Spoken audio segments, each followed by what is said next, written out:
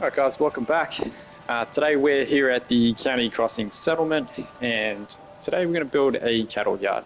Now the reason we're going to build a cattle yard is primarily for fertilizer. Okay, now fertilizer is one of the key ingredients for many useful crafting recipes. Anywhere from jet, which can be sold for caps, or all the way to like ammunition, mines, etc. Me personally, I use it for the 38 rounds, okay? I'm a big fan of the pipe rifles, the makeshift weapons in Fallout. They just feel a lot more authentic, and especially when you can find one with like legendary perks, you can make some really nice builds. So as you can see, we've got Brahmin populating our many cattle yards here. I think there's about 6 in total.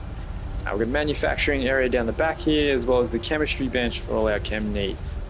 And now, look, I actually came up with this idea about 8 years ago, but I didn't really execute it really well back then.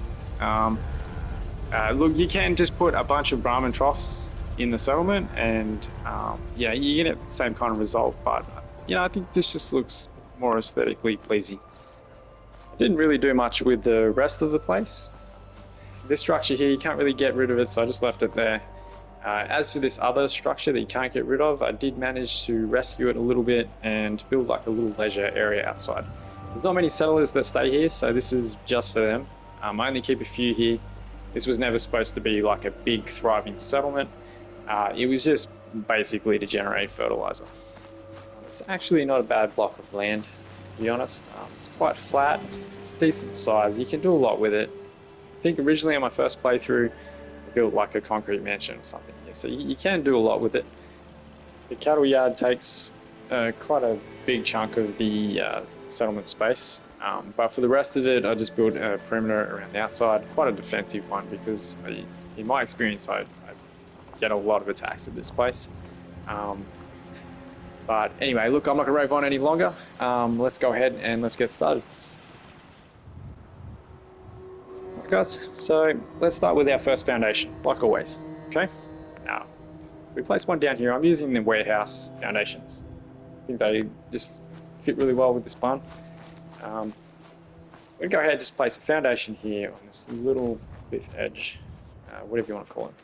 And now I think it's a really good idea to get this straight from the beginning, okay, because you're not going to have a lot of room to play around with later on if this isn't straight.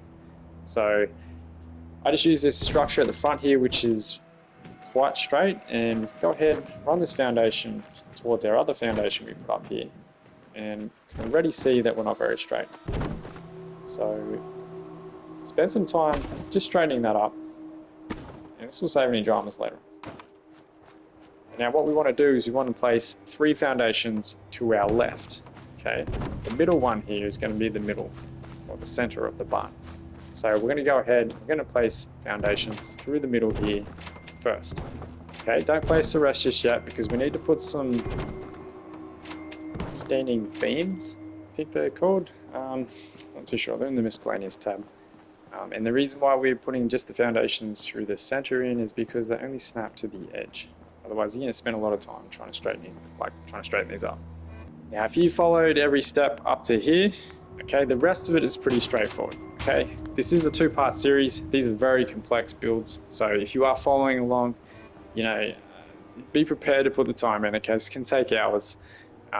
If you have any difficulties, any issues, let me know in the comments section, and I'll get back to you as soon as I can. If you guys like the build, drop us a like, subscribe if you haven't, and if I don't see you guys at the end of the video, then you'll have a good one. I'll catch you guys next time.